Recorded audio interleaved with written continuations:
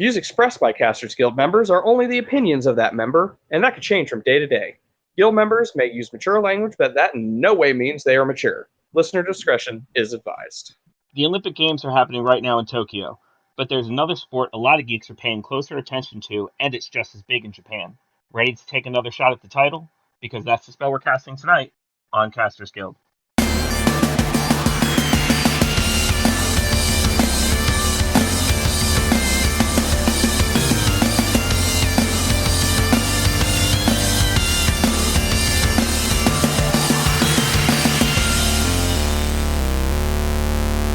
Thank you for tuning in to this episode of Casters Guild. I'm your guild master and color commentator, Rick Perry. And I'm your guild master, Baron Kane. And joining us tonight is a returning guild member and a brand new guild member. Feel free to introduce yourself. My name is Billy. I'm back to discuss pro wrestling. I'm a lifelong pro wrestling fan and a dude that works at Napa. And I'm Derek, also a lifelong wrestling fan, also a dude who has a job, and apparently I do stuff in wrestling sometimes. Stupid jobs. I hate jobs. Doesn't everybody? Jobs is dumb. I think we were literally just talking about that before we started recording. It's how much we hated jobs. Thanks for reminding me about tomorrow. You're welcome. Sorry about that. So tonight we are talking pro wrestling, and let's go ahead and kick it off with the way we normally do, with a question of what's your favorite. And I know we asked this last time, but I was informed that maybe the answer has changed. So who is your favorite pro wrestler? Likely it has changed. If you would ask me who it is right now, right this second, it would be Nick Gage. Okay. Good choice. Honestly, right now, coincidentally enough, I'd say Jericho. Ooh, that's exciting. Which is funny, just with timing, right? Yeah, that's exciting. So I mentioned Nick Gage. He's been pretty big, especially this last weekend. But there's something about Nick Gage that really attracts me toward him. I don't really care for deathmatch wrestling. Anything more hardcore than a WWE hardcore match, I raise my nose to. I'm just too good for that shit. Yeah, I just don't really watch it. But for some reason, when Nick Gage does it, it's okay, and it's family fun, and it's something we should all sit around the TV and watch a nice, good Nick Gage match and watch him just get at people with light tubes. He definitely went to town. That's for fucking sure. Yes, he sure did. I'm assuming you saw the match from Saturday night? Yeah. Yes. What about you, Baron? Oh, my favorite wrestler? I'm really weird. I like the funny wrestlers. Orange Cassidy is a delight. Dalton Castle and what's her name? Maki Ito. Okay. She is fucking hilarious, and I wish she would do more in the States. So yeah, but they're my favorites right now. I guess if I had to, I still have my classic favorites, like when I was a kid, like Junkyard Dog and shit was my favorite. Georgie Animal Steel, but all I had back then was WWF. I'm really happy that modern wrestling has really broadened my horizons. Honestly, I feel like it's kind of unfair to ask what your one favorite wrestler is. Oh yeah, we don't like when I picked Jericho, it was just literally because of the amount of stuff going on right now with him that I find interesting. Mm-hmm. I'm not. It's interesting. So I'm an AEW fan, but I'm not a fanboy, if that makes sense. I like what they're doing, but I'm not eating up everything that they're putting out. I'm not oh my god, this is all the best. Absolutely. I understand. The Gage thing surprised the fuck out of me. Because there's always rumblings that Gage was going to appear before, last year or the year before or whatever, and it didn't happen for whatever reason. And everybody on the internet's always oh, that's going to happen at some point. But for that timing and that position, the Dark Side of the Ring episode probably had something to do with it. It's just really cool timing with the way everything's opening back up. Wrestling shows are taking off. And now Gage is going to have a match against somebody the caliber of Jericho on national TV. Yeah. Especially his caliber in that company. He's a big name, yes, but he's also a big name in that company. And for them to name. He's the guy. Because Sting's around, but Jericho's in the ring. That's a good description of Sting. Sting's around. Hey, Sting's been pretty good in AEW lately. Sting's been awfully good in AEW. Oh, I'm not complaining at all. And I'm not even a huge Sting fan. Neither am I, but he's been used really well in AEW, and it's he doesn't seem like an old man that can't go in the ring. he seems like an old man that's playing the mentor role and can go when he has to. Yeah, for That's sure. fair. I will say that the use of the older wrestlers like Sting have really made me appreciate a style of match that has gone super unappreciated online, and that's the cinematic matches. Sure. Because I mean, like the best one I liked was the Undertaker and oh god, I'm blanking on his name. AJ Styles? AJ Styles. Fuck, yes, AJ Styles. But Undertaker is just he's so fucking old. And, you know, he went to Saudi Arabia. I think he almost died. And then I just couldn't see him in a viable match. I couldn't see him doing a match and having it work. And then they did that cinematic match, and being a fan of wrestling in the 90s, I mean, that really hit my tastes. It's like they let him be creepy and undead again. Right. See, I came in. Oh, go ahead, Billy. I was saying it was just the right amount of camp that made it work instead of it as a detriment. Yeah, Mm-hmm. I'd agree with that. What I was going to say to counter off of that is I got into wrestling. Like I said, lifelong wrestling fan. I've been aware of wrestling and like watched wrestling my whole life, but like I started watching it when I was like 12 because of Blockbuster Video. Oh yeah. Yeah, so it was just like, oh, go rent the tape, and you just like walking around looking at stuff. Saw a case, decided for whatever reason, let's check out this wrestling tape. And that's what got me into it, because then I met some dudes at school, yada, yada, yada, rest is history. So my taste leaned towards like the Attitude Era stuff, like the late 90s, early 2000s. And that's kind of what the Gage Jericho thing reminds me of. Yeah, I could see that. I did a lot of talking the last time we covered this episode about how that was the last time I watched wrestling was during like the Attitude Era, late Okay. 90s, early 2000s, which is why my favorite wrestlers are probably like DDP and Lex Luger and people like that. Okay. But I was a young kid, and those were like the good guys. You know what I mean? When like it was NWO, and then you had like the OWN come against NWO, like when Ultimate Warrior came back, like they were the good guys, and I was a sucker for that, for the story of the good guys versus the bad guys. Okay. Oh, we still are. We still are suckers for that. that doesn't go away. I mean, look what they're doing with the Engage thing again. You know, like it's the ultimate, like Jericho's trying to be the good guy and MJF's a bad guy. So he's going to get the most despicable, disgusting person he can to take on Jericho. They're playing off of that good and bad. Yeah, Gage is the worst person ever. He robbed a bank. Yeah, I was watching that match today. We were talking about that before we started. I couldn't help but notice Nick Gage's like you think of like, especially like with Rick's era, you think of what a wrestler looks like and how they're presented, and then you see, Nick Gage. I was like, that guy right there does not look like your stereotypical pro wrestler. But I mean, hell, he got in the ring, he did his shit, he got it done. So it's good to see non-conventional, which I mean, I guess more of that that's been more prevalent nowadays, I think. The non-conventional looking wrestler. Yeah, that got popular around 2010, I would say, when CM Punk and Daniel Bryan were big. The wrestlers were a lot smaller and more geeky looking, to be honest. Yeah, Daniel Bryan, that was a hard sell for me because I was still coming out of, the big, tough, muscle-bound wrestlers and stuff like that. And I see Daniel Bryan, I was like, who the fuck is this guy? But yeah, I mean, he definitely grew on me, and I've come to appreciate that wrestling more and more as the years go on. Dude, I love this. I love hearing everybody talk about what they were into and stuff, and like what they've watched or whatever. And obviously, like, we know each other in real life too, so we've had some experiences at wrestling shows.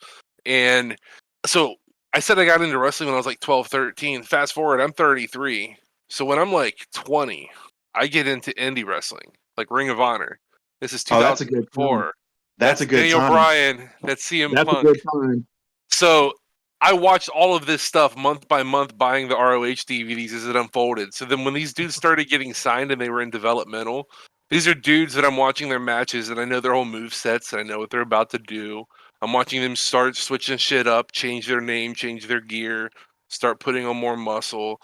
it's kind of fucking wild now that dudes I used to watch DVDs of are the guys that everybody's freaking the fuck out that might be coming to AEW or like re-signing to WWE, and it's a big deal. Like seriously, Oh, dude, I've yeah. got some DVDs. I'm gonna like put a couple in your hand next time I see you, so Okay. you can watch them. They're like shows that I went and watched in a hot barn in fucking Dayton. Oh, you're from Ohio. You were spoiled because Ring of Honor used to come there when they were good. I lived in Yeah. Virginia when they finally got into Ring of Honor. They only came to Virginia once. They came to Manassas. Yep, I've seen that show for sure.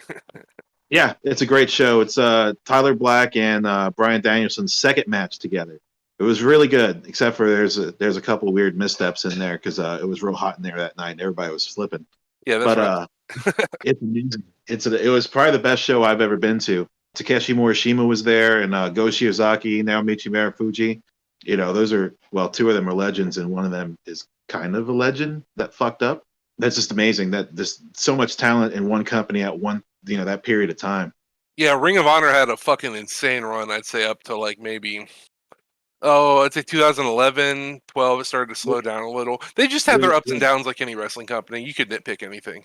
Oh, when they got that HDNet deal, that was kind of the turn down for them.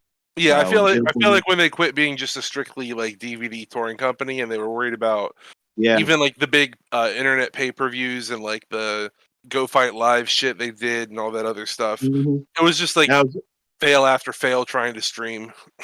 And they lost the music. They lost they used to use licensed music, unlicensed of course, and they would put that on the DVDs, and you had legendary intros. Bryan Danielson would come out the final countdown. It was the cheesiest Tony fucking Khan, song open ever. them pockets. Give him the music. Yeah, definitely. I definitely. really hope that happens. I was actually just talking to my wife about that earlier today. Yes. Yeah, I'll be interested to see what they come out to when they show up. You know they're gonna get it. They have to. Some of the shit that they let the other guys get away with, I would be surprised if like CM Punk and Bryan Danielson don't come out. Well, I feel like if they're dropping like literally millions of dollars to sign Bryan Danielson or CM Punk to a contract to wrestle for him, what's 40 or 50K to license another song? They're just going to add hits to the library. What's wild is at some point there's going to be a Spotify playlist that if you listen to it, you're funding a wrestling company. Think about that. Because they're going to literally own those songs. Yeah, you're right. So, what song would CM Punk come out to if you could license a song? Oh, 100% Miseria Cantare by AFI. Yeah, 100%. That's it. Yeah. Brad, or Baron, whatever your fucking name is. I was going to say, what name are we using, bud? The last podcast, I went both ways. I got That worked for me. I'll just jump back and forth. One of the B guys, you. A lot of us do that. But yeah, the AFI song. Yeah, it's I can't imagine anything else. It's a shame that's gonna fall on wrong ears. Like half the crowd's not gonna know what the hell's going on. I mean, Cult of Personality's sick too, though, so I'm not gonna be mad if that's. Oh yeah, there's nothing wrong with that. God damn it, Lee. Well, Cult of Personality would be where like people like me would fall. Like I mean, I knew he had his shit before, but for reference, he used that in Ring of Honor. Yeah. He had a run where he was a heel with the belt, and he signed his contract in a ROH ring in a promo. So he was the champion going out as a heel using Cult of Personality. So then when he used it, all of the fucking ROH marks are like, ah!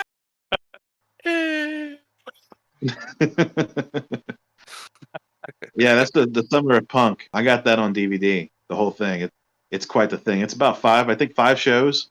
Yeah. Where he's champion. He's only champion in Ring of Honor for a couple of months, but he was one of the best champions just by the shit he did for a couple of months. 100%. Yeah, it'll be fun to see him back in the wrestling ring. I mean, I think that it's a foregone conclusion that he's going to at least do better in AEW than he did in the MMA ring, at the very least. Yeah, I'd hope. I don't know. He got choked out real well. Unfortunately for him. Yeah. Well, I mean, whatever. He gave it a try. Tough break. He signed up for it. You did hear that his last fight got turned over. He doesn't have a loss anymore. It's a no contest. Yeah, I did hear that. Yeah. They just want to do everything they can to make sure he doesn't exist. Right. They're like, nice try, buddy. Bye-bye. Yeah, that'll be fun. I'm noticing that wrestling is kind of exploding right now, and it's purely because everybody's coming off of restrictions and stuff. But especially like with you guys, what would be your Billy definitely as a fan, Derek, from your perspective, what is your perspective on the effect of the crisis on wrestling? It's pretty interesting, dude. Like, we did weirdly some of the best business we've ever done since the shutdowns because we had to be more careful and strategize when we run because of restrictions. Like, do you want to? Where can you? You know, is it worth it, etc. But now when there's events, people really want to support them, even when people weren't going out. Now that people can go out and are vaccinated, or places are so used to having restrictions that they have somewhat of rules in place to try and make things safe, except example being like outdoor events. A lot of places are running outdoors purely because it makes people more comfortable. So yeah, people are just excited to be out there, like you said, man. And with attendance being up, a good example being just last weekend, there was the Atlantic City GCW shows. We were talking about Nick Gage wrestling. They had like a packed house, and I think that's the first time that I've seen an indie wrestling crowd that large in like 2 years. So it's really nice to see. Yeah, I'll say that match specifically. I'll jump in before Billy goes. That match coming out of the whole COVID thing, watching that match, seeing everybody so pressed up against each other, it was like giving me like pandemic anxiety. It was like, what the fuck? Well, spoiler alert, I was there, and let me tell you, that anxiety is very real. I bet that was a trip. Yeah, man, I stayed in the back, like against the wall. I stayed away from the main crowds. I tried to. Yeah. So, coming from a fan's perspective, COVID really forced a lot of companies to be original and different, to do something that they haven't done before. We haven't really talked about WWE. They came out with the Thunderdome, which is silly, is kind of dumb, but is brilliant. They had the fake crowd. You saw faces out there reacting to the wrestling, and it wasn't the same as it was before, but it was okay. And it worked for what it was, and eventually you got used to it. It was never the same, but it was good. And there were some good WWE matches that came out during the pandemic, and there were some wrestlers that got, they got a lot of attention on them that also would not have gotten it. Cesaro specifically probably would not have gotten nearly as much attention during a normal year than he would than during the COVID year. There's no crowd there to boo. There's no crowd there to cheer. So WWE has no gauge over what's working, what's not. So they're going to do whatever the fuck they want. So they pushed Cesaro for a little bit. They also did some really terrible things that were just hard to watch and hard to stomach, but it caused them to go outside their box. At the same time, it caused them to go inside their box even more, which is kind of hard to do both at the same time, but they did. I see what you mean, though. Yeah, because they relied on old favorites. Mhm. Like, oh, there's this COVID thing going on. Let's go real strong with Roman Reigns. Now, it worked really well, but they also closed down the hatches on Roman Reigns. He was the number one guy. Everybody loved Roman. Then he went heel and became the number one heel. So they did a lot of changes, but they also stayed the same. Really weird kind of thing that WWE did. COVID just caused a lot of companies to do weird and different things. I enjoyed it. Some companies didn't do too well. New Japan, man, I love New Japan. I could watch New Japan for hours and hours and hours on end. But during the pandemic, they just got real stale, real quick. I don't know if you watch New Japan, Derek. Do you? I stay familiar. I don't watch everything because if I did, my life would be nothing. I would be able to do nothing. I would say that, yeah, it's been a while since I've watched a full New Japan match, to be honest. Okay. Yeah. So you missed out on some real terrible stuff. Oh, like I said, I have a friend, cheap plug for the Never Open podcast, who has a podcast project. And yeah, it's a guy locally in Ohio and a friend of his in Australia, and they get together periodically and record episodes discussing New Japan and whatnot. So I have, like I said, I have a little bit of knowledge of things going on. One thing I'll point out: fuck Will Ospreay, but Jeff Cobb is doing cool shit over there. Well, Will Ospreay is kind of hurt, so he's also a trash human being. But we'll leave that for another time. Is Will Ospreay the guy that was getting... Google him? You can read about yourself. That's fine. But yeah, I Jeff mean, Cobb. I was gonna say Jeff Cobb has been doing pretty well up there the last 2 years or so. What were you saying, Brad? no, I was still kind of laughing about the Will Ospreay thing. Oh, sorry. No. I had. We're not going to make it that kind of podcast, but I was just like, for the record, fuck Will Ospreay. Believe we here have no problems calling out people who have been like, especially like say, like those wrestlers that were getting dinged for essentially being predators. I have no problem calling them out. But yeah, not 100% sure about the Will Ospreay thing, but I'm more than happy to Google that later and get the whole story. Or stories. It's quite the story. Stories.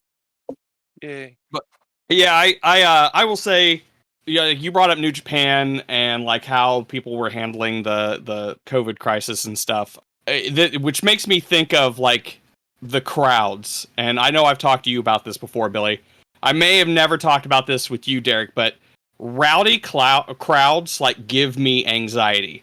And I think that's just because like I have a military dad and you know, I go to the movie theaters, I shut the fuck up, I watch the show, and there's been some shows I went to got a little rowdy, but you know, that GCW show, man, they were fucking off the fucking hook. And I don't really have a problem with that, but I can guarantee you if I was in it, I'd be freaking the fuck out. The New Japan crowds, especially during the pandemic, oh, they were so beautiful. They just sat there and they clapped. No one made any noise. There was no signs. I was like, I bet I could see the whole show if I was there. Oh man, I'm very much an old man when it comes to wrestling crowds. I get what you mean. I went to an NXT show in Columbus, and I had great seats till I sat down. And then you sit down, you can't see anything, and you can't stand up because we're too close to the guardrail because of where we were sitting. It was terrible. You know, we ended up moving. But yeah, I'd love a nice crowd where they sit down and shut up and sit on their hands and kind of just watch. At the same time, you don't get the energy. I'm all about hood rat shit. If you're not there to fucking party, don't come. Right. And that's why I don't go. And I'll tell you what, that's why I don't understand why some of my other friends haven't gone to one of the shows. Like, I'm talking about one of my buddies, I won't name him by name, but he was at a show and like, oh fuck, was it Sabu? I'll have to get. Anyways, it was like one of the tough like deathmatch wrestlers, and he had a spit cup, and they were at a stadium, and he went to lean over and like talk shit to him, but he was drunk and spilled the spit cup on him, and the dude just fucking stopped and looked up at him, and he just took off running. I was like, and it's like that is like the shit. Like they would love to be front row, like with Dom. He would fit right in with Dom. That fucking crazy motherfucker. And Billy, when I say if you're not there to party, don't come, that's a lie. I'm not a rowdy person, but I do like audiences to definitely make noise because the wrestlers feed off of it, especially at smaller shows. So I participate. It's just that when there's a certain level where it's like sensory overload for me. I understand. I can go to a Chikara show. I cannot go to a GCW show. Just can't happen. They're too rowdy for me. There's too much drinking going on. Chikara show, there's kids present. I can scream and yell like a little girl. I'm happy. Well, I'm not going to a Chikara show anymore, but back when they were around. Yeah, understood. I kind of feel bad I feel like I did a bad job as a guild master because I forgot to explain to you, we have this thing called guild decrees, where once per episode you can make a guild decree, and whatever you say after that is law. There's no disagreement to it. And that, if you're not there to party, don't come, had real guild decree energy to it. Not saying you have to make it a guild decree, but just saying it reminded me that I forgot to tell you, you have this thing called a guild decree where you can just make something law. You have that power. Okay, I'm calling guild decree. If you're not here to party, stay the fuck home. There we go, guild decree. Now, like it. Being the wallflower that I am, I can definitely chill back on the wall and still be there at the party. So, 100%, I'm with you, literally. Yeah, he didn't say party hard. Just come to party. Right. Yeah, we're not running up in there with Andrew WK or anything. We're not going to tell you how to party. Just Oh, there we go. Be there and party. Responsibly party at a reasonable level. Right. That I can do. I can do that. I've done that before. Yeah. But yeah, I think another thing I'm noticing, especially with the I would have thought that with COVID the way it's been, that indie wrestling would have dropped off quite a bit, and it probably has in its own way. But it almost feels to me, and it could just be because I'm just getting exposed to it more, which that's legit. It could be, but it almost seems like indie wrestling is hitting a stride that I've never seen before. It is. 1000% it is. I can tell you for a fact that it is. So over the pandemic, the cool thing is that like a handful of companies that people pay attention to continue to run, GCW being one of them. A lot of the more like hardcore and deathmatch companies seem to be the ones that were willing to take the risks and run shows, and the crowds would come out and do all the stuff. So those shows continued going, so those companies never lost momentum. So now you've got them already in stride, along with people coming out of the house and wanting to do things. With AEW's growth in that time and more people looking at wrestling, it's just in this boom period where we're opening up again. So I'm really looking forward to see what happens in the next like year in pro wrestling. Oh Now, yeah. would you say, with your unique outlook on the indies, would you say that things changed from when we watched the indies? You know, when in the Ring of Honor height, where the hot indie wrestlers were technicians and guys that didn't have a whole lot of personality on the surface, to now the indie stars have a ton of personality, and the way they get themselves over is with their personality, and their work rate is more of the second thing that they do. Not saying that it's bad, not at all. I wouldn't say work rate second. What I would say is that social media changed how wrestling's looked at. So now it's no longer I'm buying every show for $15 and I'm hella invested in this product and I'm going to eat up everything that I'm watching because I spent $15 per show. They ran 3 shows last weekend. I'm dropping $120 a month on Ring of Honor DVDs.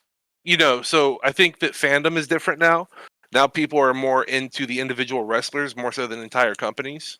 And also along with that is the access to watching it. It's not behind a paywall with DVDs anymore. It's mostly on streaming services. And even if you're paying per show, you're spending $10, $15 to watch it as it's happening instead of waiting 4 weeks to get a DVD in the mail after they edit it and do commentary and send it to USPS and all that crap. So I think with the age of social media and how people connect with things, it's just looked at a little differently.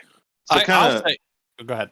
I was going to say, kind of to bring it back to what we talked about in the beginning, the Nick Gage match with Matt Cardona. What would you say is Matt Cardona's biggest contribution to the industry? Would you say it would have been his social media presence? Yeah, 100%. So, like, the dude was in WWE forever. He got super over there. Why'd he get over? The internet. Why?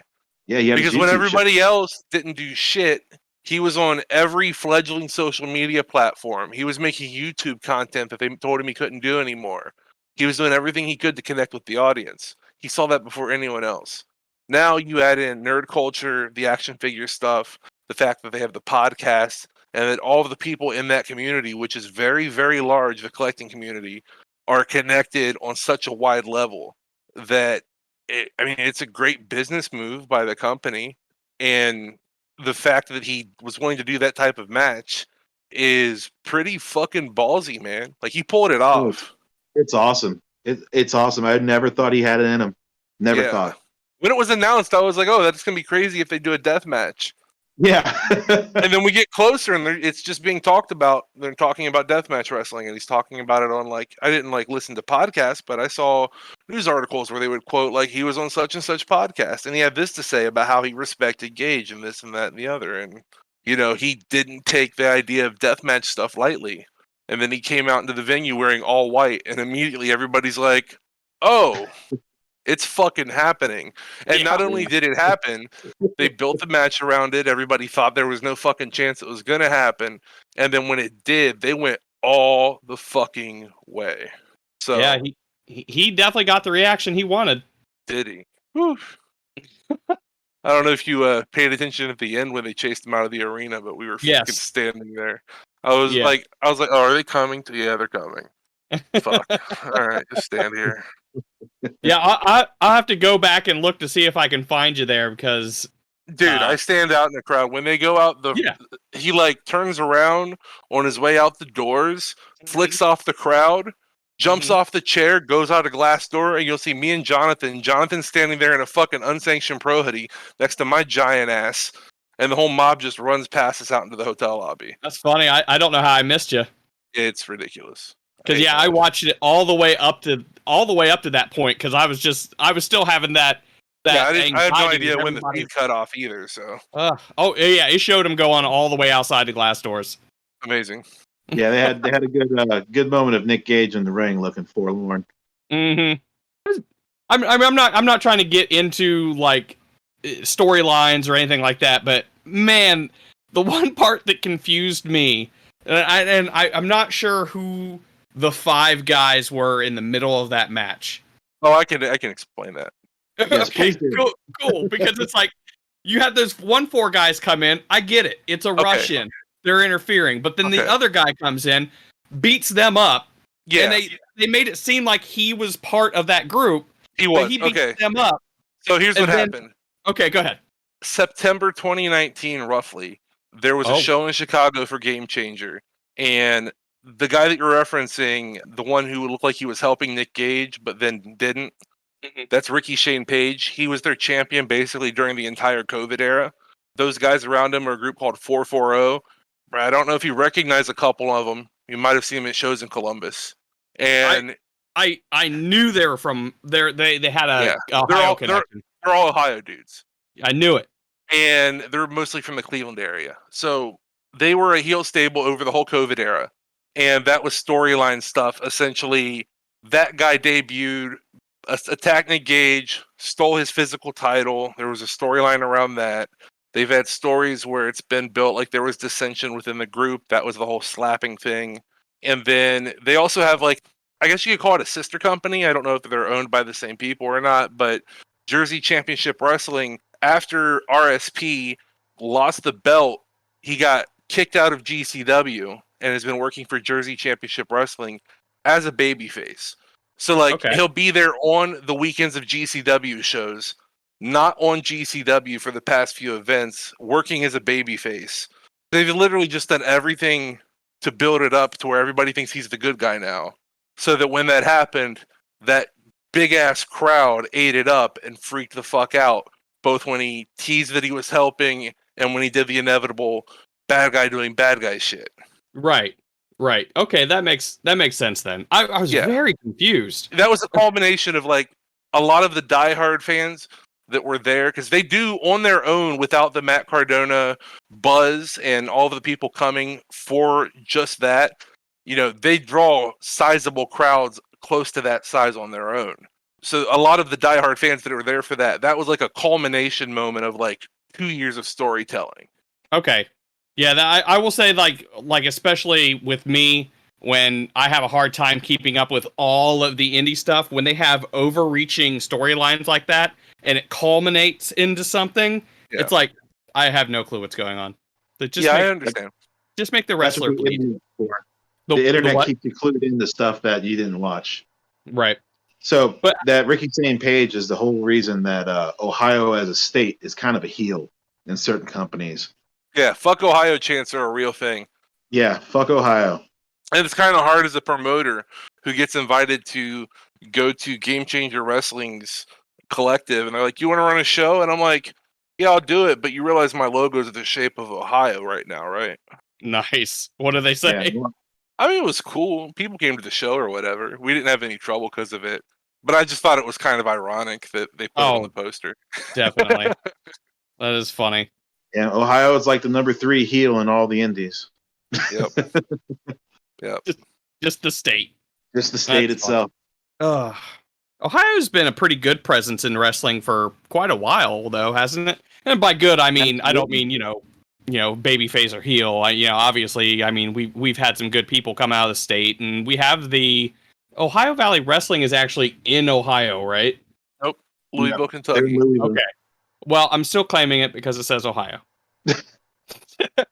Yeah, No, they're in Louisville.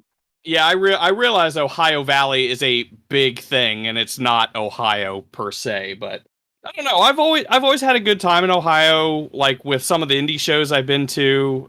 I mean, I have a couple friends who have done indie shows, a couple of them for for a company that I'm not a huge fan of, but Bury them. Do it. carry them. But yeah, I think that I think that it's been a good environment for wrestling, I should say. It's probably because of all our fairgrounds. That's fair. Maybe. No, Ohio's been a breeding ground for wrestling for years. I mean, a lot of your big stars in AEW are from Ohio. Some of the big stars in the Indies are from Ohio. I believe Macho Man, was he born in Columbus or he lived in Columbus? I know He went to my dad's high school. What was that? He went to my dad's high school. Oh, that's cool. Yeah. Not at the same time, obviously, but Yeah, he was definitely born out here. Him and his brother, I think. mm-hmm. Yep. Lanny Poffo, that motherfucker. What? I mean, hell, The Miz brought the first championship to Cleveland in a long time. Gross. Yeah. He sure did. Oh, man. I love getting those reactions. Yeah, I was never really into The Miz. I mean, like, I understood that he was functional. His role was to make you not like him. Well, he did a great fucking job. Well, to be fair, I'm not a big fan of Cleveland either, so. I respect the fact that the man has carved out a hell of a career for himself, and I could be lucky to have a job that long, getting paid that well, to be so mediocre. Sure. Oh, man. But hey, he's got a hot wife, if you like that kind of thing. He talks about that a lot, doesn't he? Yeah. He does bring it up once in a while. Once in a while. From what I understand. So do you guys watch anything in the mainstream like the WWE? Is there anything that's compelling you to watch, or even is there anything? I keep up with AEW. Generally, I watch the Dark and Dark Elevation, and I look at all the stuff they upload on their YouTube channel. So I don't really watch actual Dynamite on the week-to-week basis, but I keep up with the results and whatnot. Huh. And then I would say, what else? What else do I actually put my time into that would be considered mainstream? I mean, if there's a good WWE match, I'll go out of my way and watch it. But I don't think I just like sit and I go, hey, what happened on 205 Live this week? I don't know. I'm sure it was fantastic though. I keep up with the pay-per-views once in a while because you never know what's going to happen with a good pay-per-view. For some reason, the WWE product is really bad, but the pay-per-views are pretty decent, sometimes even great. I don't watch any everyday shows or weekly shows. I don't watch AEW every week. I don't watch Raw every week. I don't really catch the dark AEW dark. If there's a good match, I seek it out and I find it, and then I watch it. I can't really sit through the TV shows. I don't have that kind of time, and it's just the WWE ones are just so bad. It's just a horrible 3 hours to sit through. Yeah. I think that I've given up a lot on WWE. I've been kind of super disappointed in the last couple pay-per-views that they've done. I mean, I can't remember the last time I've watched a Raw. Yeah, same. It's been years. Yeah, I think that like it takes a good match for me to tune into it. As a matter of fact, you brought up Dom earlier. I think the last time I watched a full WWE pay-per-view was the Money in the Bank, where Rey Mysterio and Aleister Black got thrown off the roof of the headquarters. Oh my god! Oh my god! Was that the last one I saw? That was No, that was June of 2020 or maybe July. Yeah, that was last year. Yeah, me and Joe drove up and hung out at Dom's for the day with a Dom and I think his girlfriend, and just like hung out and watched the pay-per-view. And straight up witnessed a murder. Yeah. We just smoked a bunch of pot and laughed about how stupid it was the whole time. Mm-hmm. I don't watch anything, so excuse me while I talk 100% out of my ass for a minute. If I watched any of it, it would probably be women's wrestling at this point, because back in the era that I used to watch in, it all seemed super exploitative. Like, it was all like lingerie matches, and like, they just put the most attractive, conventionally attractive women they could think of in bikinis and said slap each other for a while. And now, from what I'm seeing out of like WWE and everything with women's wrestling, it looks a whole lot more skill based and a whole lot more interesting, and it looks like those women wrestlers are actually getting their time to shine. Dude, there's a lot of that. not only on WWE, AEW, and like the other mainstream products, because basically every wrestling product does have some semblance of a women's division, if not just female wrestlers who wrestle guys. There's a lot of really talented women, and on top of that, you're seeing this with the guys too, but you're also seeing it with the women, and that's where it's really like showing more, I think, than with the guys, because there's always been guys who get involved with wrestling that had previous athletic pasts and did other things, but now there's a lot of women who are coming in with backgrounds and other things, so you're seeing more athletic stuff, so they're way more competitive than it used to be. It's not, like you said, a slap fight. Right. I think a lot of it was women started wrestling men, I want to say in the late 2000s. And, iron sharpens iron. Those women wrestling men on a regular basis got so much better, so much faster. And they distributed that skill out to the rest of the women that were starting to begin. Sarah Del Rey was a huge, huge, huge contributor to the style of women's wrestling you see. She trained most of the girls you see in WWE right now. She was huge in the mid 90s or mid 2000s, as huge as a women's wrestler can get. She's just a fantastic wrestler, and you can see her DNA in just about every women's wrestler that's wrestling right now. Yeah, and Rick, just for background, like, been several independent companies in the U.S. as well as internationally that on an independent level were allowing women to try and have more competitive matches, going all the way back to the mid 2000s, and even further back in Japan. So it's always been like an evolution thing that was happening, but we're seeing it on an insane level, I'd say, in the last maybe 8 years. It's just been getting better at an exponential rate to where it's like neck and neck now with some of the guys. Yeah, can you imagine some of the young girls that are out there right now, like Chris Statlander and I'll imagine her right now. And Layla Hirsch? Just imagine like these girls back in the early 2000s, just how amazing and how over they would be. And, Oh yeah! They're only Oh my god! early 20s. Only in their early 20s, they have such a career ahead of them. Yeah, I'm like imagining some of these women. Yeah, back in the late 90s, early 2000s. Like if they just time travel back then, it was like, okay, give us a match. What people's reactions would be to their style of wrestling? It'd be crazy. Oh yeah. Well, the style of wrestling in general these days has gotten a lot more snug, I'd say. And then you have the athleticism with some of the flippy stuff and the creativity of guys watching so much footage with it being accessible because of the internet that you're just seeing, a dude in Minnesota sees a clip of some wild move some guy in Tokyo did on a New Japan show and decides he's going to put his spin on it. And next thing you know, you've got dudes jumping off the top rope doing like crucifix bombs and catching guys and flipping them and wild stuff just because the innovation is there right now. Yeah, that wrestler you're talking about was Shima. Yeah, right. Yeah, Shima. Shima is a Japanese wrestler that, you can look at the stuff he did in the early 2000s and it's still being everybody done. dropping the fucking flying double knee drop. Yeah. That's straight up fucking Shima moves. Yeah. Love to see it. Oh yeah. It's they don't even know where it came from. You can thank Shima for Pac and Ricochet. Oh, nice. Yeah, he saw them hey, wrestling in the States, and he was like, "Get on the airplane. You're going to Japan for years. Let's wrestle." Rich Swann too.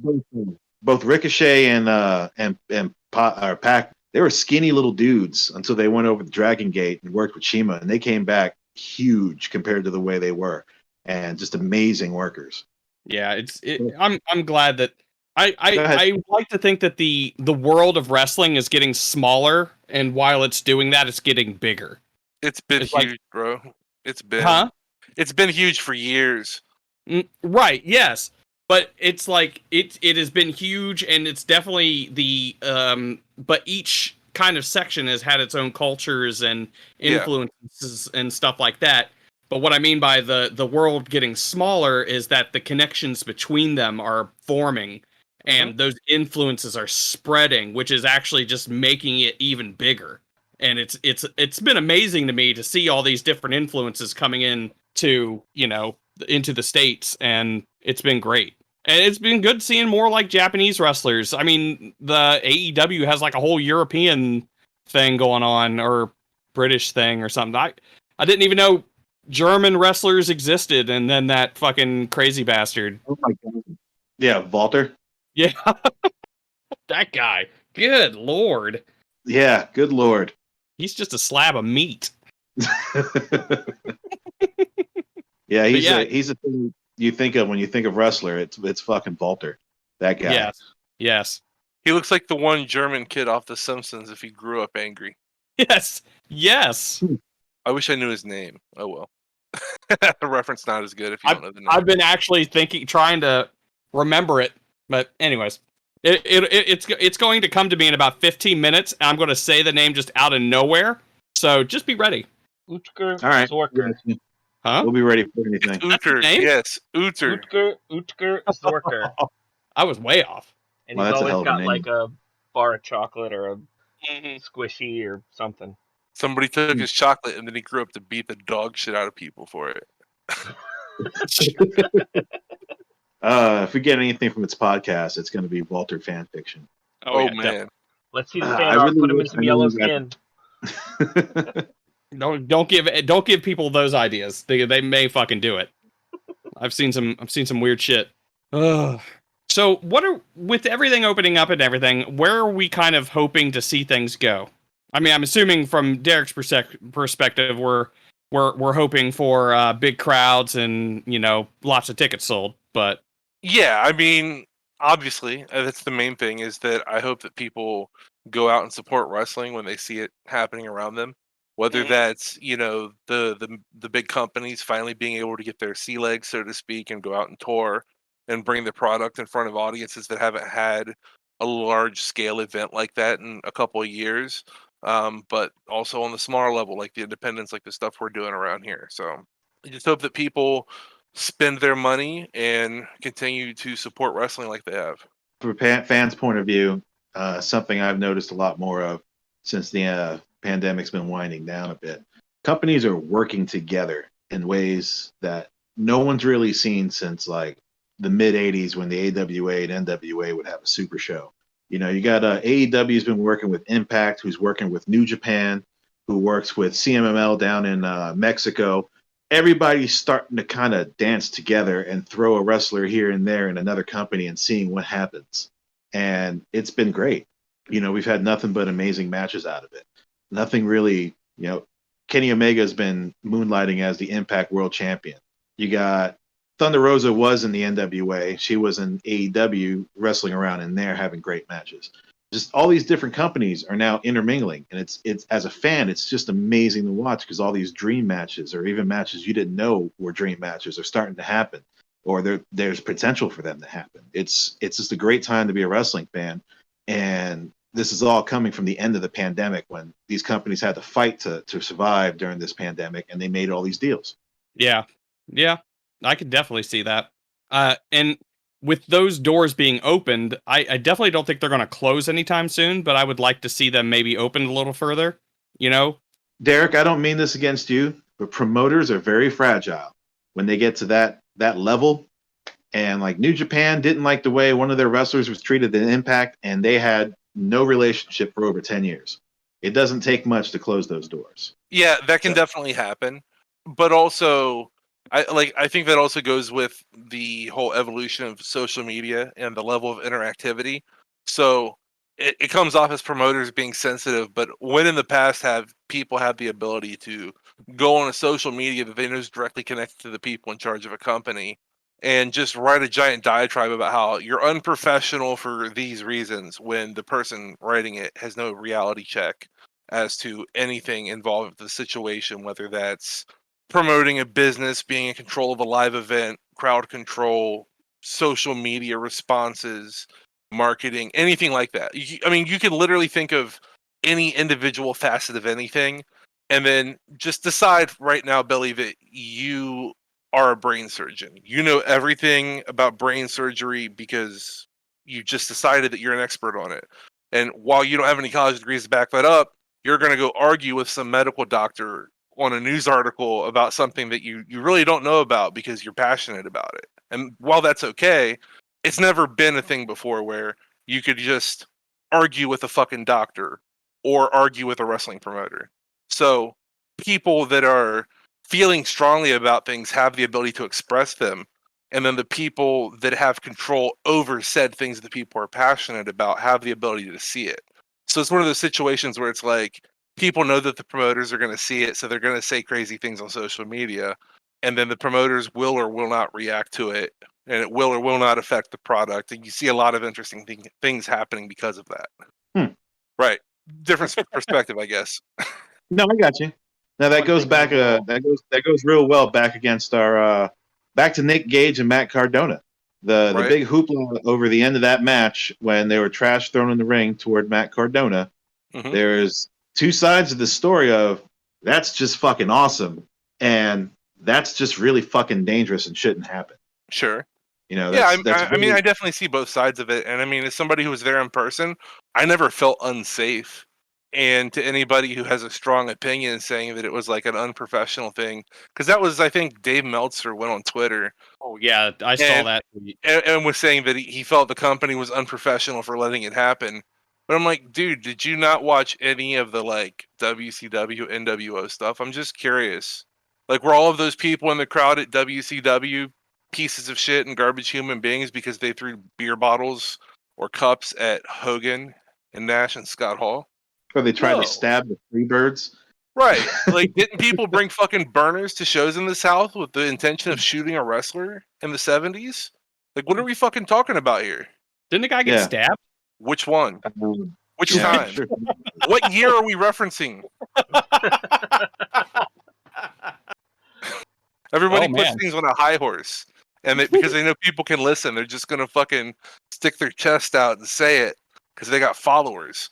And it's really weird considering like the levels of hypocrisy that you see in different things. Yeah. I thought it was funny that I saw that, and it was like, I know he had to have seen that match where Mikey Whipwreck got buried by chairs. And I'm like, Right. I would much rather be pelted by drinks than buried in chairs. Yeah, and mind you, if you rewind just a little bit and you look at the footage, you see that they had no folding chairs in the crowd so that wouldn't happen. Was that a Yeah. conscious choice by the people running it? Or was that just how the venue was set up when they got there? Who knows? Like, That's probably a good choice either way. Yeah. One thing you will always be able to count on is some asshole voicing their asshole opinion on the internet. It's just Yeah. something that's always going to happen. But speaking of which, the next time you find yourself on the internet getting ready to voice your asshole opinion, maybe instead visit geekyclean.com/discount/Guild Decree and get 10% off of your order on bath bombs. They have alligator Loki bath bombs now, so I'm getting on it. And just make sure that you don't stink the next time you want to go to a live event. please. Oh my God, please don't. Yeah, don't stink. And if you're going to 2-day wrestling shows that are happening at a place with hotel rooms, maybe get one and use the showers. It's funny how this can overlap with a lot of like the other geeky nerdy things like fucking gaming conventions. Oh yeah, dude. Yeah. When you take a niche inside of a niche, and you're just thinking about geeky people inside of so you take like nerd culture in general, and then you hyper focus it on like wrestling or a nerdy convention around literally any topic. It's like general consensus. Why does nobody use deodorant? Right. There's a reason Geeky Clean was one of the first affiliates that we got. I think it's very necessary that we send a message to the geek community to smell good, please. Thank you. Or you know what? Or at the very least, don't smell bad. Yeah. You guys Hashtag are wash your ass. Yeah, wash that butt. But You guys speaking are of, saints. You're saints. but speaking of like the geeky overlap, I'm noticing a bunch of geeky overlap, like with the professional wrestlers. There is a female wrestler that I wasn't a huge fan of at first because I just couldn't get her gimmick. Then I figured out her gimmick.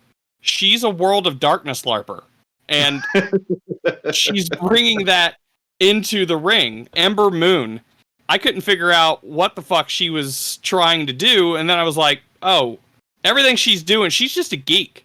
I know that she goes to conventions. I know that she role plays World of Darkness characters, werewolves, vampires. That's just what she does. There's no way you can convince me otherwise, unless she was to tell me personally that that's not what she does. But Well, as we've discussed the wonders of social media, maybe you should go take to Twitter and find out. I should, because I don't think I've ever seen her say one way or the other. I believe that she has said that she's a gamer. Then on top of that, Big Show, he's playing D&D. What? Yeah, Big Show's playing D&D with Joe. Oh man, Joe Joe can't pronounce his last name. That's what that's his name on this podcast. It's Joe Joe can't pronounce his last name. Mangalino, Oh, Mangelino. that guy. Yep. Yes, that guy. But yeah, he runs a big D&D game, and Big Show plays in it. Wow, my brain Yeah. is melting. Yeah, he did if you've ever heard of Critical Role, I believe he was on a Critical Role show at one point too, with that character.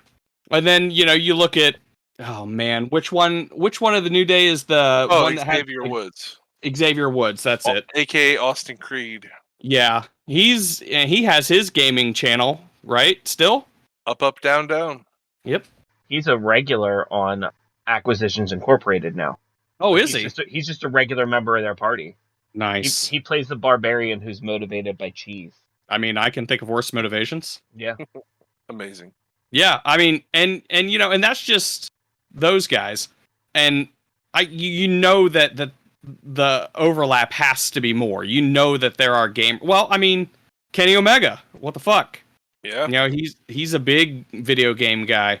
You could see that in all of his fucking poses when he wrestles. He's just screaming to be a JRPG character. But yeah, I think it's cool. I think it's cool, especially that because professional wrestlers have usually, especially from like the 80s and the 90s, they are like the epitome of manliness. And being a nerd is not one of those things. So this just shows more and more how mainstream being a nerd is. Yeah, back in the Attitude Era, you had wrestlers who were like, quote unquote, appealing to the nerds, but they were always jokes. Like they weren't taken seriously at all. Like the Hurricane, for example, the superhero who had come out and like he was a joke. Very much changed. Yeah. Yeah, the general acceptance of the idea of like nerd culture and video game references, pop culture references even in wrestling has changed drastically to where not only is it more accepted in wrestling, but more people are willing to do it. So, like you mentioned with Ember Moon and her influences and the stuff with Xavier Woods, they're like two of the main examples of people that are kind of blending those things together and making people more interested in stuff maybe that may not have been before. Because we're seeing people, because of the video game channels, example, on YouTube that might discover wrestling and get into it that didn't have any interest in it previously. But because they discover that somebody who's super passionate about video games, for example, also really likes wrestling, and maybe they can give it a chance and kind of find new interest that way. Absolutely, yeah. So just looking some stuff up, and just for D&D, apparently Xavier Woods, Ember Moon, Tyler Breeze, Alexa Bliss, and Dio Madden have all played D&D with D&D designer Jeremy Crawford. Nice. So yeah, I think AEW has a regular D&D night. Fuck, you're right. Yeah, You're with right. Chuck Taylor, Orange Cassidy, handful of others. I can't recall them all, but I do know that they have an AEW D&D night. Yeah, I forgot all about that. Is that like streamed or? Yeah, it's streamed. I believe it's on Twitch. A lot of wrestlers are on Twitch nowadays. They're either playing video games up there or just doing whatever it is that they do. I know a handful of wrestlers have gotten really big in the Twitch. Effie's in there. He has his Monday night Twitch. Twitch is an amazing platform for all kinds of stuff, especially, I mean, I will say, especially if you already have a presence like the, professional wrestlers and stuff. But that's a really good way to, make some side money, especially if you have a huge following. You can make a good amount of money just jumping on there and playing some video games or playing D&D. And, I'm all about pro wrestlers getting that hustle on and making more money. But again, I'm coming from, reading stories like Mick Foley's, coming up from nothing, living in a fucking car for a year and stone cold eating potatoes in a small apartment. It's like, it's all about the hustle. These guys are making money any way they can. So it's good that they can still do that. They can make more money doing things that doesn't necessarily destroy their body in the ring. Yeah, definitely. I mean, I love to see it. Don't get me wrong. I love to see the guys get in there and, slam each other around and throw each other through some plate glass. That's great. But at the same time, you guys, I would like to see them retire in at least a small amount of pain. I don't Yeah, want them we'll to we definitely we gotta have some conversations off air, man, about that topic for sure. Yeah. But yeah, I love seeing wrestlers make it. And I think me and Billy were even talking about this earlier, and this isn't even necessarily on the same subject. When wrestlers go from indie and then they go mainstream, and they always get accused of selling out, and it's like, man, they didn't do this. They didn't do this to not make money. Oh yeah, So, ultimately it's a business, man, and people's health it's a fleeting thing, Like you could literally make a mistake walking out of a pizza shop tomorrow, and it could alter the way like the rest of your life goes, right? absolutely. Now imagine just volunteering that risk constantly. Right. Yeah. You want Braun Strowman to do what? Okay. I mean, I can just imagine what some of these guys are thinking with some of these spots. I mean, it made me nervous the whole time going back to the Nick Gage and Zack Ryder match, because I can never remember his new name. It's like it's like all it takes is just one little slip with that sharp glass, and it's fucking over. I mean, you think about what happened with David Arquette. Christ. I watched that live when it happened. It's not as big of a deal as he makes it out to be. I'm not even going me off of what he said. I'm just saying what I saw. Now, don't get me wrong. When it comes to blood and injury and breaking fingers, I'm a huge pussy when it comes to that shit. Don't get me wrong. So when I saw him bleeding like a stuck pig, I was like, holy crap. Oh my God, he's dying. He's dead. I'm watching David Arquette die. That's fair. Yeah, in David Arquette's defense, he wasn't expecting that, which he should have. I'm going to counterpoint that to where, and I'm going to just say that if you consider yourself a fan of professional wrestling and you don't know who the fuck you're stepping in the ring with, to think that that's exactly what the fuck is going to happen to you, then you that's why I said he should have. Like, it blows my fucking mind to think. Like, let's be real, it's wrestling, so for all we know, like, him and Gage had a good laugh afterwards, and it's all hyperbole, and maybe everybody's all's well that ends well, but also maybe Arquette really feels wronged in the situation, like he got duped or something, and that's kind of crazy. Yeah, I can't imagine you feel duped. That's a risk in any kind of match like that, but yeah. If you don't expect it getting into a match with Nick Gage, then you're in the wrong place. Yeah, right. I will say, watching that match, really the only thing that was going through my mind was, I don't know why David Arquette wanted to do this. So that was stupid. I don't know why. Like this, I totally, because I've seen some Nick Gage stuff, and it was like, this isn't necessarily outside the realm of possibility. So what did he think that he was getting into? Why? I mean, did he think that he was gonna? I don't know. I don't want to be like, this was David Arquette's fault, but it's hard to victim blame, but it's that's want to. It's really easy to victim blame, yeah, especially in that situation where it's just like, I don't know. There's been so many interviews where people just talk about how he overreacted and caused himself to get hurt. So I don't know. Yeah, you just kind of got to let it be, let that situation breathe, I guess, because everybody walked away from it. It was entertaining. Yeah, absolutely. I was definitely sports entertained by it. Are you not sports entertained? Holy shit, that's a thing. So I remember last time we talked about some of our favorite matches. Derek, you weren't around for that. Do you have a favorite match of yours of the moment? Man, no, I don't have one. Oh, well, you know what? I'm going to tell you this right now. When we say, what's your favorite, it always ends up to 3 to 5 listings. Okay, sick. Okay. If we could go, let's go top 5. That makes it easy on me because where I know so many, like, I don't know, I watch a lot of indie wrestling, so, and also I'm kind of biased. First thing off the top of my head, I'm going to tell people they need to go watch. On YouTube, there was a Jersey Championship Wrestling show this past weekend. Tons of good matches on that, but specifically go look for Cole Radrick versus Matt Mikowski. Radrick's a young wrestler. Mikowski is fantastic. Yeah, dude. That kid is something. Dude, yeah. So, like, he is a blue chipper. Former MMA fighter for Bellator. Legitimate MMA and grappling background. Does some really cool creative stuff as a pro wrestler.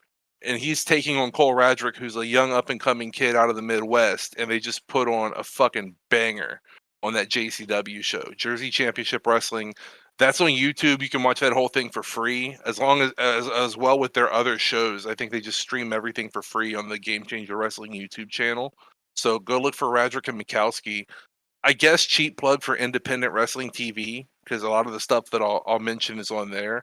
Jesus, what else off the top of my head have I watched recently that's really, really good? I'm going to be biased and say that I'm not going to be allowed to plug any of my own matches. If Purely you because You don't want absolutely to, but can.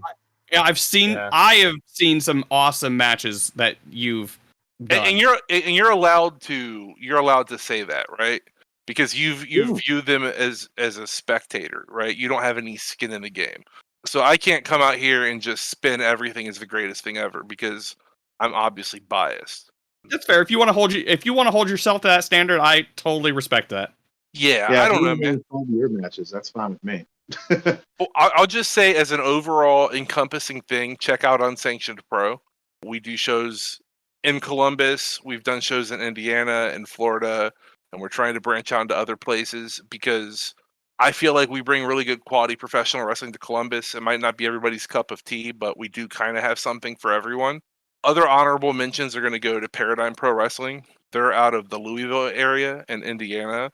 They also put on some really good stuff, but there's going to be an H2O show coming up on IWTV. That's an independent hardcore promotion owned by Matt Tremont out of New Jersey. They were also participating in the Atlantic City weekend last weekend, and they put on a lot of matches with really, really good young wrestlers. And that's become my favorite thing now. As somebody who's gone from just like, I like Ring of Honor, so I'm seeing wrestler X, Y, and Z, and now you fast forward 15 years, and that's like the lower to mid to high card in every fucking contracted company is dudes that I was just watching because they happened to be on all of these shows 15 years ago. So now it's fun to me to like watch a young company like H2 out of New Jersey that has a bunch of people that are trained by the same core group of people, and you watch these kids go from like weekly student shows, kind of like NXT, so to speak, but it's not, former athletes going in and or bodybuilders or NFL linebackers and then being trained how to wrestle. It's young kids that are figuring things out. So shout out to that. I would say watch H2O in its entirety on IWTV when you have opportunity, because you can watch a lot of really young wrestlers coming up that you'll probably know who they are in the next 5 years. Absolutely. I will say that I've loved seeing, and you know what, I'll go ahead and just talk about some of your shows. I love seeing the guys come through your promotion, and specifically, like we're talking about young guys, fucking Awesome Odyssey. Yeah. When I first saw them, it was just like, okay, these are just straight kids. And, they were obviously local. And I'm like, okay, well, these are like the local talent. They're kids. They're learning, all that stuff. They were great the first match I saw them in. And I feel like I've seen them just come up in skill level since they started. Yeah. And I've had a great time watching them. So looking back on it, it's kind of a wild thing. Billy, for background, he's referencing their names are Chris and Jack. They're two local kids, and essentially we got them when they were immediately fresh out of training school under Dave Christ, Myron Reed, Trey Miguel, a bunch of dudes over in Dayton. So we had our very first show in June of 2018, and we had a bunch of like cancellations and things shuffled around, and we had promised the crowd like a pre-show match, like show up by X amount of time, and we'll have a match for people to watch. And the guys that were doing our pre-show had got shuffled up into the main card essentially. And I was asking around to people that were coming to the show, do you know anybody who's local that has gear that might want an opportunity, because I've got this pre-show spot. So they showed up on like 2 hours notice, had no idea who they are. They walk in, they're just two young kids, happy to be there. And and Chris had an okay match. The kid he was working wasn't the greatest. There's some hilarious photos looking back of Chris giving that kid a forearm, and it looks like Chris is murdering him because the other kid just has this expression on his face like he was going to get hit by a car. We've watched them in 3 years go from nobody in Columbus knew who they are to where like they're incredibly over with our local crowd. and they're getting other opportunities because they're traveling out and doing stuff with other indie companies. And they're not huge yet by any means. They're just kind of hitting their, 3-4 years into wrestling stride. I follow you guys on, I follow you and your company on social media, so I am familiar with the name, and I'm familiar with these two kids because they look like kids. For sure. On the match cards. I got to tell you the truth here. I never have time to make it to your shows, and it kills me. There's so many times Brad's like, "Yeah, I got an unsanctioned pro." I'm like, "Yeah, go have a good time. I'll be here with the kid." Wait, man, the invitation's always there. If you ever want to make it out to a show, you definitely should, because I feel like again, I'm biased, but I've been a wrestling fan for a while. I'm picky. So while I understand that wrestling's like ice cream and everybody might not like the same flavors, I feel like we represent everything on a card. So you might not get into some of the more hardcore shit, if that's not your style, but there is good all around just wrestling in general. So as an example, with those Awesome Odyssey kids, June of 2018, we had them on our first show, and just one of them wrestled. And then we opened the second show with them in a tag match against a group of kids from the East Coast that a lot of people didn't know who they are. And I'm not exaggerating you. The match ended with a dude who was not even out of training school on the East Coast yet, going to the top rope and hitting a 630 onto someone when the ref was distracted. And when I tell you everybody in the arena jumped through the fucking roof because they had no idea it was coming. The reaction that those kids got from that opening match, you would have thought they were working like a WWE pay-per-view show. Mm-hmm. They tore it the fuck down. Oh yeah, I mean They're completely unknown. It was shocking to me. I mean, I was standing right there, and just to see that match, especially having just watched them in that first show, to see this show was it was great. Like I said, I feel like I've been seeing them grow, and we keep saying kids, but I mean, to see these younger guys coming in and just ripping the roof off, it's great. Yeah, I think there's a real youth movement in wrestling. I mean, it's always been that way, but you're seeing more and more people with, as we mentioned, unconventional looks. It doesn't matter. You don't have to be a fucking 6'4" bodybuilder anymore to get into wrestling. Nope. So people who are passionate about it are getting into it. And what culture has more passionate people than geek and nerd subcultures? Yep. So they're scrawny kids and they look weird to people, but then you look at somebody like Jack Andrews who's got a gold face mask that he comes out with that's got little drawings and stuff on it, and they've got all kinds of little symbols on their gear, and it looks wild. But then you look at SoundCloud rappers and oh yeah, the hip hop subculture these days. Everything is just different and unique. So you're seeing things crossover and mixed together in wrestling. It's really cool. Yeah, I'm gonna have to make my way out there. I'm gonna have to make a concerted effort. Probably be alone. But cheap plug. We've got a show coming up on August 7th in Delaware, Ohio. If anybody's in the area, come check us out. We're doing a little outdoor deal at a volleyball pit called Bash at the Fake Beach. It's gonna be a good time. Yeah, I saw that. That's a great name. Thanks, man. We locked down the venue, and I was like, man, I know the name's corny, and we're risking a possible cease and desist with this logo, but let's fucking go. I wasn't gonna say anything. Yeah, we'll be okay. We're not printing merch of it or anything. No, I love it. Yeah, I love it. As soon as I saw it, I'm like, that is so bad. It's great. It's amazing. Yeah, it's gonna be fun. Like I was saying earlier, I decided to be a little more ballsy with the names of the shows. If it seems like a good idea, I'm going with it. Let's not overthink things. Hell yeah, that's definitely. You got so many other things that you need to overthink. The name of the show probably isn't one of them.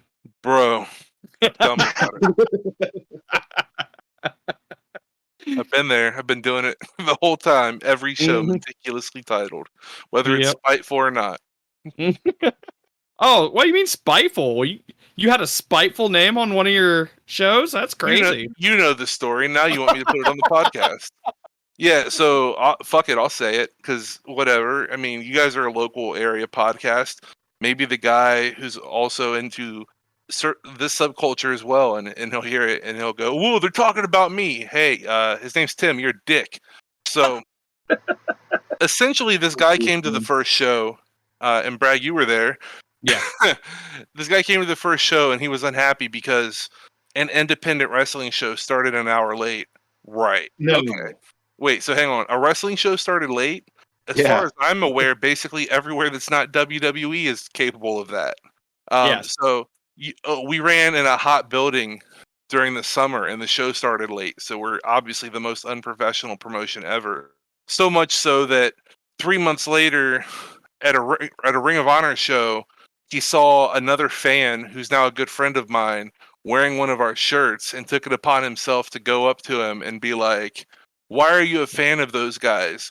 And he just goes on this giant rant about how we're unprofessional and all this. Mind you, day of the show, we showed up. Again, Brad was there. Very first show, never put on a live production, anything of the type, just some dudes doing it by ourselves. We show up, the venue wasn't emptied out. We had to physically move a bunch of tables and chairs. First time setting up a wrestling ring, doing a seating chart, doing sound, coordinating talent, literally all the stuff that goes into a professional wrestling event. And this dude's fucking furious that we started an hour late. So he literally asked around and found me, and he thought he's really going to fucking give it to me. And he starts with his fucking, nyah, nyah, nyah. And I was like, hey man, I understand. And I apologize. Like, this is the first time we've done anything like this. And, we had about 12 staff that were supposed to show up, and about 4 of them did. And a couple of people showed up on short notice to help, such as our friend Brad. And there's all this stuff going on, and it's just like, I apologize. I hope you enjoy the show or whatever. And we went our separate ways. And then he decided to go on his own also to a podcast personality from the Midwest and comment publicly on one of the guy's social medias and just fucking bury us with the same excuses that he gave me in person, completely ignoring the fact that I apologized to him face to face about it. Then he corners another fan at a show because of the merchandise and talks all kind of trash about us. But one of the things he specifically said in this fucking rant was that we were just another dime a dozen promotion that was going to disappear into the night. Nope. So I just want to go on record and saying, Tim, if you're listening, I got invited to WrestleMania after 10 shows. Suck my entire dick. The entire thing. All of it. Mm-hmm. Just all the way down. And I apologize if you guys keep it more PC normally. We do not. We do not. Cool. No, Fuck you, definitely Tim. He said, cool. Fuck you, Tim. Guild decree. Fuck you, Tim. Yes! Oh, there we go. Yeah. Yo, so many people are going to pop for that. I'm a very spiteful man, so a few people are aware of Tim.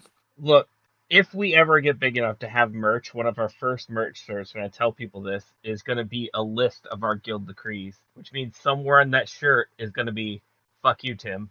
Yes. Yep. No, It's that's going to be right after, if you're not here to party, stay the fuck home, or whatever I say. It is. It will be. And then it's going to say, if you're not here to party, don't come. Fuck you, Tim. If you need help with the merch, let me know. Which will be right after fuck you, Matt Mercer. So. Oh, man. I still think that if he ever sees that, he's going to be so confused. Like, what the fuck did I do? It's like, oh, one of these we're joking. Tim? No, we're serious about you, Tim. Fuck right off. Yeah, that's terrible. You have a lot of self-control. You're a very professional man. I don't know if I could take that kind of criticism in that kind of way like that. Yeah, no. I ran a game store, and I've gotten similar stuff, like, I opened up late or something like that, and someone kind of gave me shit, and I was just like, oh, okay, well, bye. Oh, I was so fucking sensitive when I started running shows. Back to what you were saying earlier, Billy. I think part of my reaction to when you said that earlier in my super stern professional, you don't know what the fuck you're talking about speech, was kind of going back to my feelings with Tim and the PTSD related to his fucking attitude. But I learned very early on that you kind of gotta let it roll off your shoulders. Well, yeah, because most people. I mean, I hate to say this, but most people with opinions like that don't really fucking matter. I mean, they can. They're referred to as know-it-alls for a reason. They think they know it all. Mm-hmm. Yeah. Oh, I know what I see, and that's it. And even when I see, I don't really know. Right? People are also a whole lot more likely to speak up when they have a negative opinion.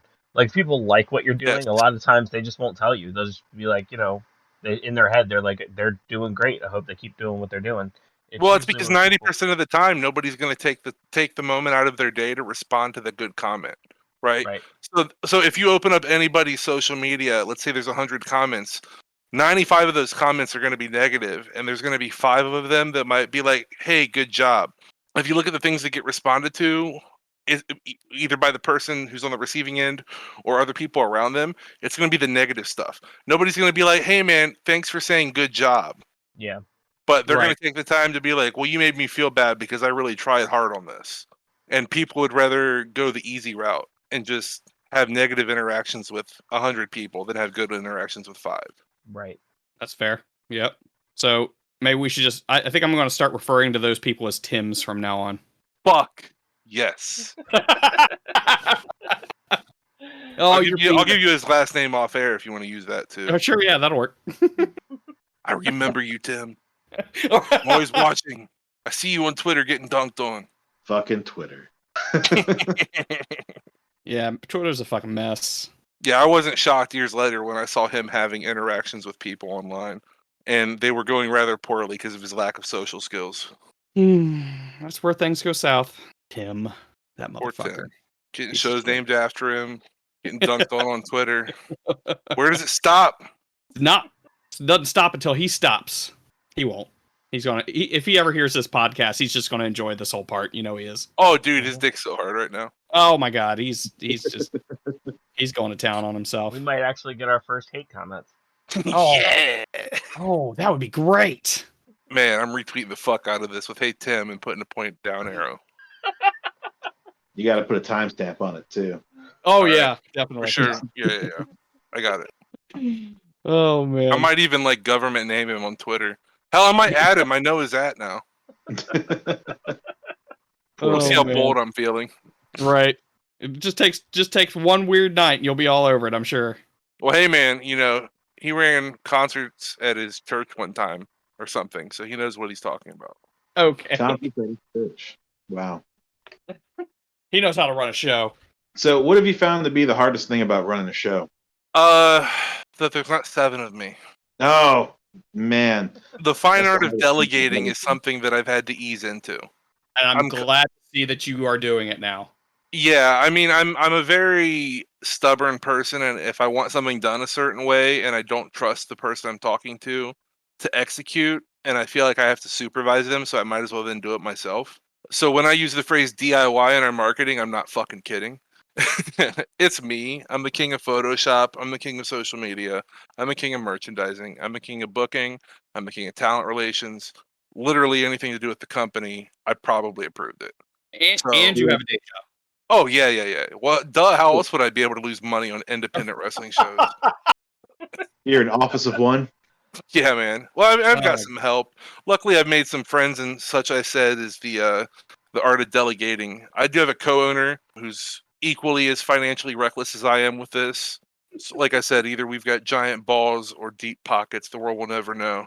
But Well, where else It's, are you going to uh, keep your giant balls? you know what? Got a fucking point there, man. Never looked at it like that. Silver lining to everything, right? But no, it's like Silver line pockets to your giant balls. it's definitely hard. Like day of show's always the hardest thing. Yeah. Because like the Photoshop and stuff, I can do it in my downtime. The social media is kind of a passive habit at this point. Like I've got it in my head that I'm doing announcements for a show in October that we just started announcements for.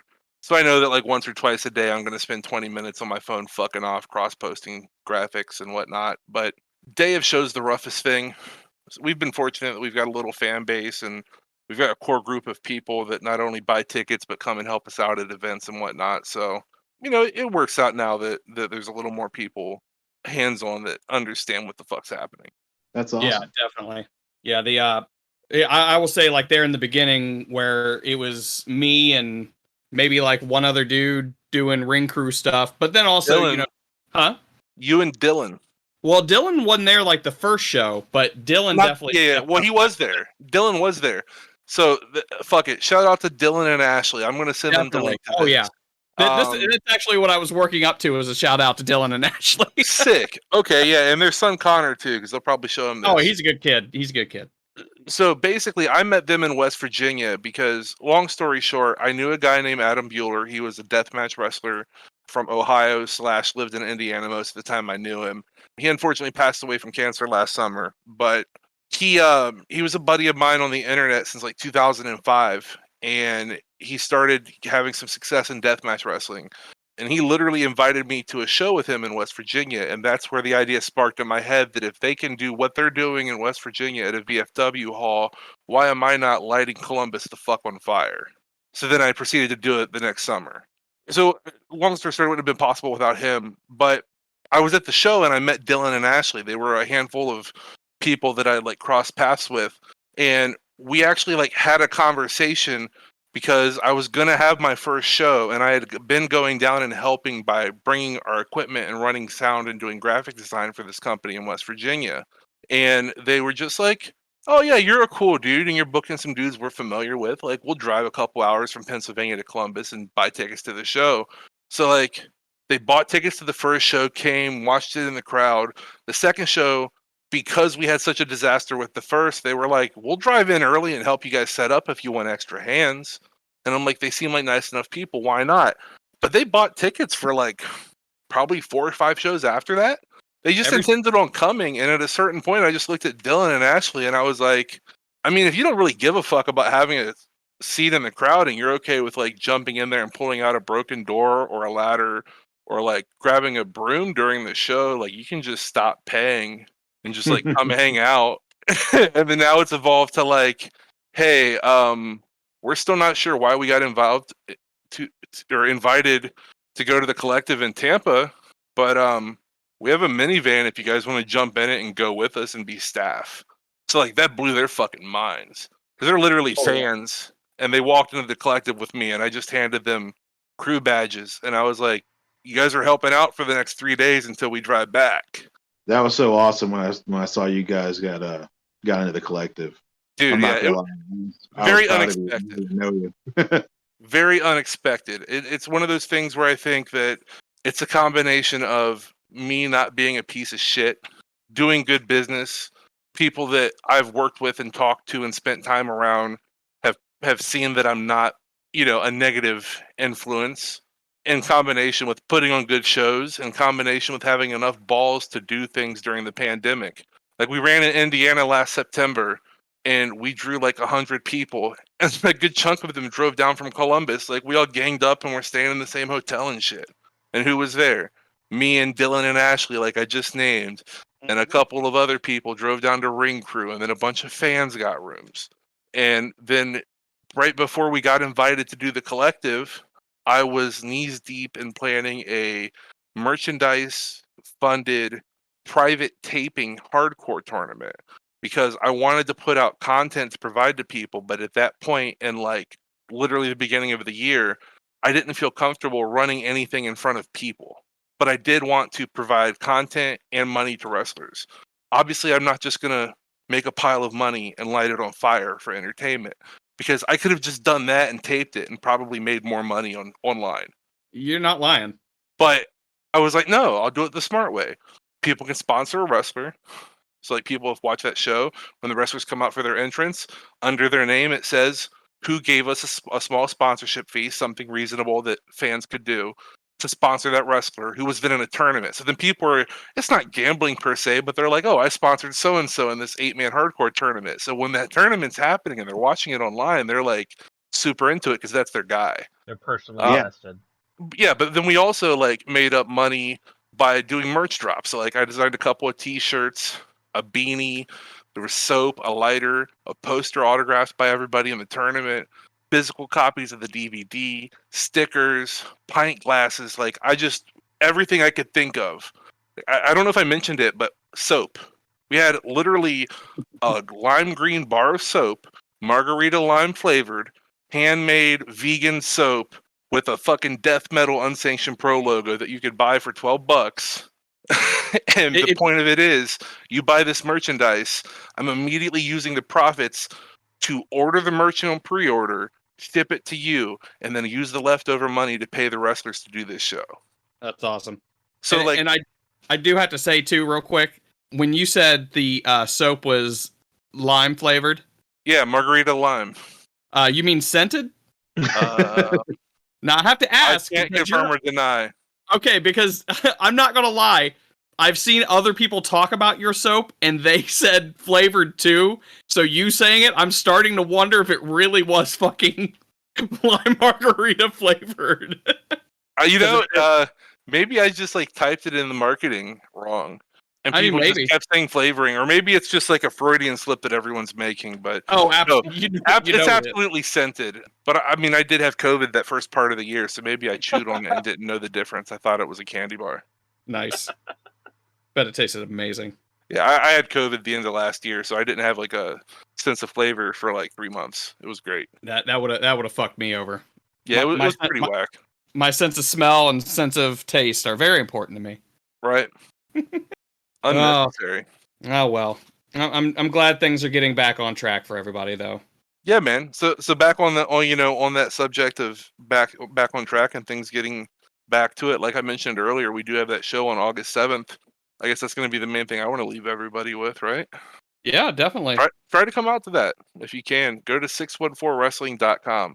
I say that because it's easier than unsanctioned pro. People act like they don't know how to spell that word. So go to 614wrestling.com. It'll redirect to unsanctionedpro.com. That's got links to all of our shit. Personal merch shop, online store with Deathmatch Worldwide, where you can get like print to order t-shirts. We also do like bulk printed custom merch drop stuff through our own store. We've also got every show we've ever done streaming on independentwrestling.tv. You can use promo code unsanctioned when you sign up.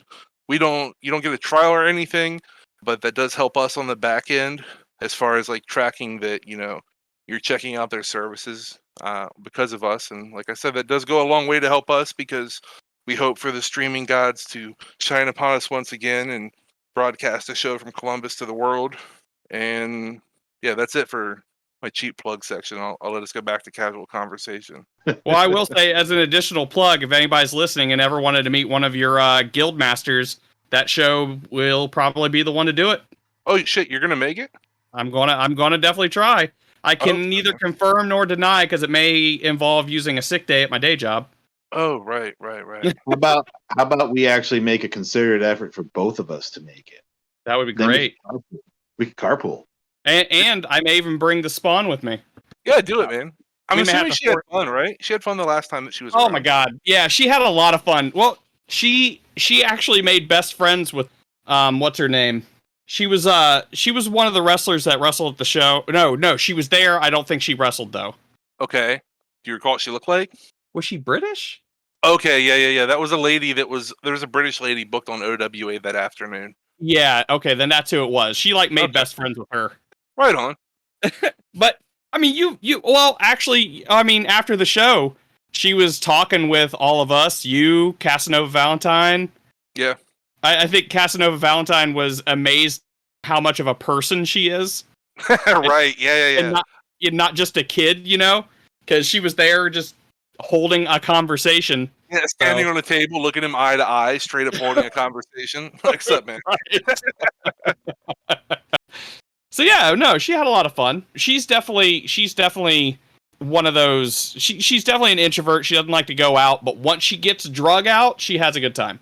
Well, despite the fact that it's, advertised as Bash at the Fake Beach or whatever, it's a pretty low-key show. It's like 45 minutes north of Columbus. So if you've ever been considering possibly checking this out, this is one of the less hardcore shows we've ever booked, purely based on talent. Like a lot of guys we've used in the past, a lot of our roster mainstays have become incredibly busy with the success of some of the deathmatch and hardcore companies, as I kind of touched on earlier. So this show's got a lot of younger talent, and not necessarily going to be, a bunch of doors getting broke. Although, trust me, there's going to be some fun moments and things involving that. But this is more like of a wrestling show, so to speak, and that also does lean towards the venue because they wanted us to kind of keep it more family friendly because we want to make this a, hopefully a new home for us, so to speak, where we can run a couple of outdoor shows there a year and everybody expects it and gets familiar with it. There's going to be food trucks, craft beer. It's outdoors. We do have a capacity cap. It's not going to go over 200 people. So it's going to be low key. You'll have space. You're not going to be shoulder to shoulder with people or anything like that. That's cool. We should do it. Oh yeah, it'd be a good show to go to, I think. And definitely a good way to break in a good wrestling show. I think it's probably going to be the perfect show to bust into after the whole COVID stuff. So, Man. And hopefully, it's not an in between kind of thing, and we're not going into a big Delta variant shutdown or anything. I'm hopeful. I think people are gonna try to do the right things. We'll see what happens as far as the world at large. Yeah. Get Yeah, that's vaccinated. all we can do is just wait and see and hope. All right, Baron, you ready to throw a ball on this thing? Yeah, I think so. So this we didn't really touch on this, but this is definitely one of our revisits from last year. But I have to say that between then and now, a lot of stuff has happened in pro wrestling, and it's been good to figure out where we are in terms of fans and promoters, and I think we're all hopeful with where wrestling is going. I think we are all happy with where it's been. Things turned out a lot better, I think, with the state of wrestling than we thought it was going to be. So hopefully you guys keep going on this journey with us. And like we were saying before, there's a show coming out on the 7th. Maybe show up. You get to see all of us except for Richard because he lives in the South. But maybe you'll get to see the rest of us. I'm unemployed right now. Who knows what might happen? Oh, fuck, you're right. So yeah, just come out, see us. Tim, bring your game. I dare you. And on to you, Rick. Thanks so much for tuning in this episode. If anybody likes what you guys had to say today and they want to find you somewhere on the internet, is there any way they can do that? Yeah, if you go to unsanctionedpro.com or 614wrestling.com, that'll have links to everything. So it's got like the online stores and the streaming, like I mentioned earlier, but it's also got links to Facebook, Twitter, and Instagram. Those are really the main platforms that we hang out on. If you're a Twitter user, I would say there and Instagram are the most active things. Facebook is more of just a repository for general info. You can go through it as matches are announced and events and whatnot, things like that. But on social media at Unsanctioned Pro on everything will find us. I don't tweet, but I'm on Twitter at 6sadbilly. There's exactly zero reason to follow me because I'm not going to fucking tweet. But I do read, so that's good for me, I guess. I'm also on Instagram, also at 6sadbilly. You can make fun of me there. That's what the hot thing to do is. That's really all I have going on. Especially if you're Tim. Find us all on Twitter. Tell us what you think. Yeah, Tim, come on in. Eat shit, Tim. All those links will be down in the description down below. Make sure to email us, castersguild@gmail.com, especially if you're Tim. And make sure to check us out on geekyclean.com. Use discount code GuildDecree for your order to get 10% off. Get yourself an Alligator Loki bath bomb. Nice. And yeah, definitely go out and see a show. I mean, like, if there's anything I took from this, it's that I should probably go see a show, especially seeing as how it's all been locked down and everything like that. And if you're gonna go out and see a show, why not be the bash at the fake beat? Absolutely. Thanks for tuning in, everybody, and we will see you next time. Bye-bye. Bye. Bye. Bye. Bye. Bye. Bye. Bye. Bye. Bye. Bye. Bye. Bye. Bye. Um,